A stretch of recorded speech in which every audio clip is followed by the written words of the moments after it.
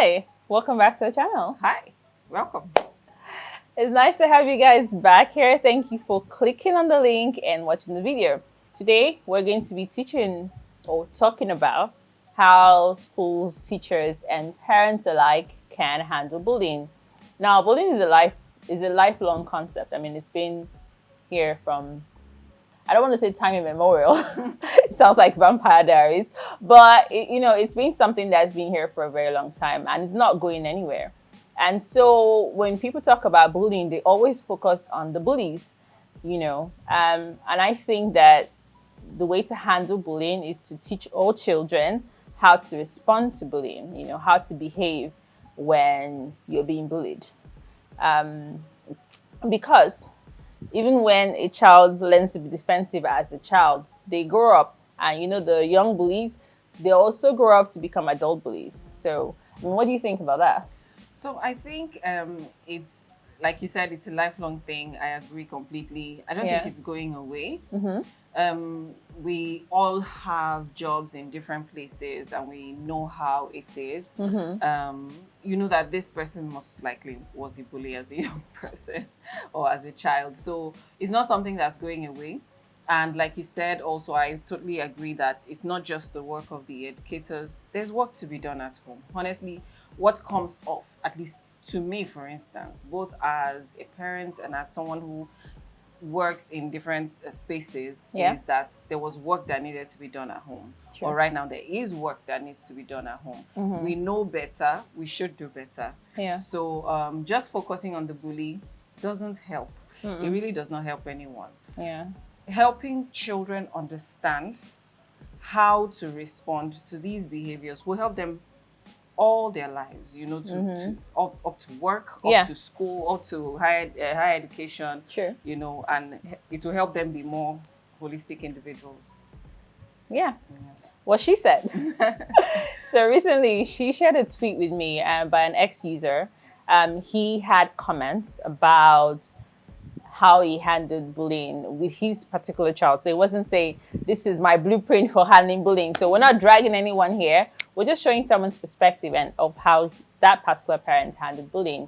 And, when I read the first few tweets, I didn't agree completely with his process, only because it was more like a bully or be bullied approach. Yeah, but I know he also mentioned that he helped the child to gain confidence and, flipped the script a little bit and made the child... And then went back to school to bully people.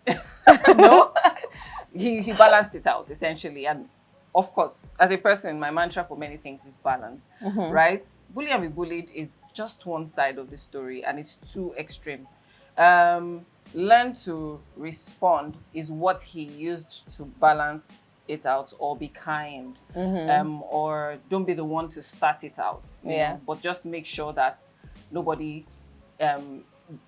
comes to you with it, right? So he was able to balance it out and say, be kind.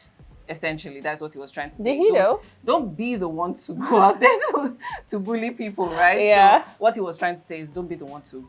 Don't be the first. Don't to start. throw the Don't throw the first punch. Don't start. Yeah. Don't start it out at all. That, like you said, it's not the blueprint. That's how he responded. But personally, it still goes to show that the parents have work to do. Yeah. It's not you. Don't wait till you have to come and complain. There's work to do. I mean, I think the only part of that, well, not the only part, I did agree with some things that he said. But for me, the part I really liked the most was when he said he called the school and they were like alphabet sounds I can't pronounce.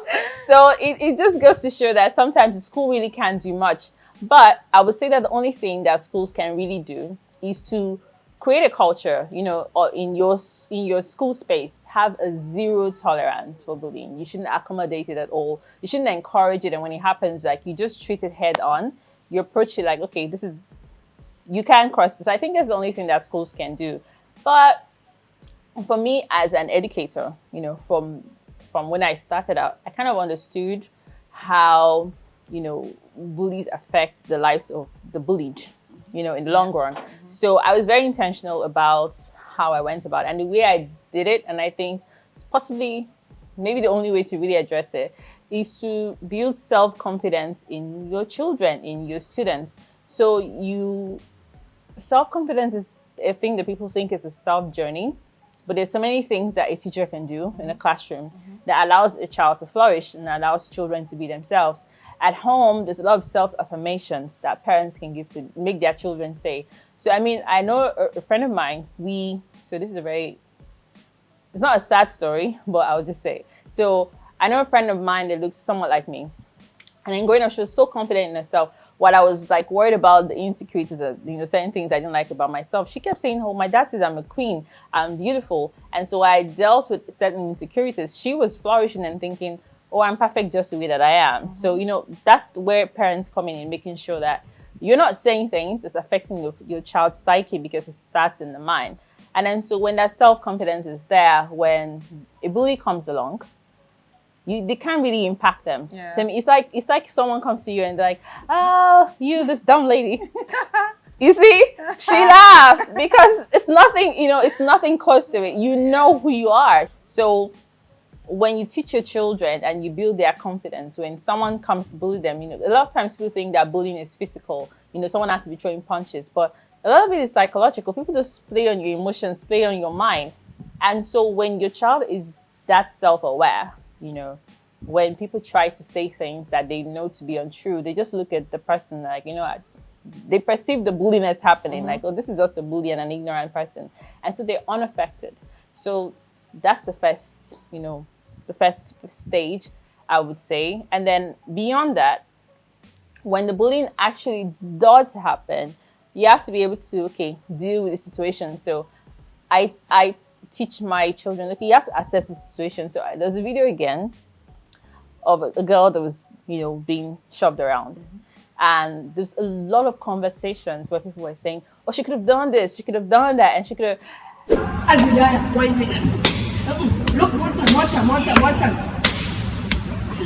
Left, right. This is Dr. Red.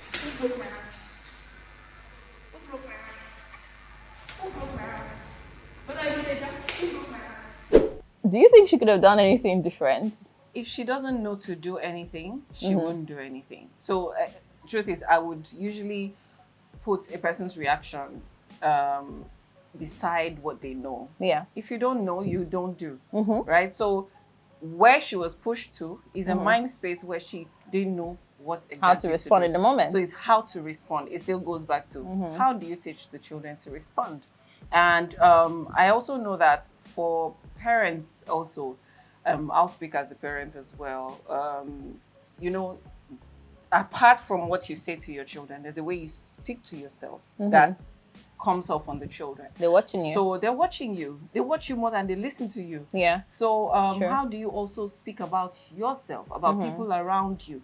Do you call people names? Do you talk down at people? All these things feed into their amazing hard drive. Yeah. Where they, you just see children bring up some behaviors and you wonder, where is it coming from? Yeah. How do you speak about yourself? Do you body shame yourself? There are children who hear their parents say things to themselves that are not right. They think that's the right way to speak to other people as well. So there's always work to do. That girl, she didn't know what to do. Yeah. Honestly. So there was what she knew, and that's what she did. Just stay put, freeze. That was it. So it still boils down to teaching the children how to respond, both by the teacher and by the parents. Yeah. I mean, it's as simple as it is. People would only do what they know. So, I mean, if I taught a self-defense class, for instance, I will go the extreme beyond teaching them how to save themselves from a punch. I'll teach them how to assess the situation. So, I mean, I wouldn't go into a fight with 10 people. Yeah. And expect to come out alive, right? So I wouldn't be trying to fight you. I would block it. I would do something, but I wouldn't try to fight 10 people, which I think was what was happening in that video. There were so many people against one person. So again, it's like, okay, that's assessing in the situations is not really, my forte. But like she said, you have to educate your children on how to respond to bullying. You have to teach them to be unaffected by building their self-confidence. And then another thing I do when children are I don't think there's any natural born bully. I feel like your environment shapes you. Yes. Like she said, they're watching you. And so when children come up with this attitude, either they're projecting, you know, whatever they're feeling, whatever trauma that they're going through to another person. My thing I say to them, I just recently started saying to the kids in my school, I said to my colleague Ibide, I said, you know what? Let them know that they're not going to be children forever. They're going to grow up. They're going to face the same people that they're trying to bully right now. And are you going to be proud of these actions that you've taken today, tomorrow? So you don't know where you're going to meet. The world is a really small place. Yeah. So making people accountable for their actions and their decisions, you know. So that's the lesson for the bully.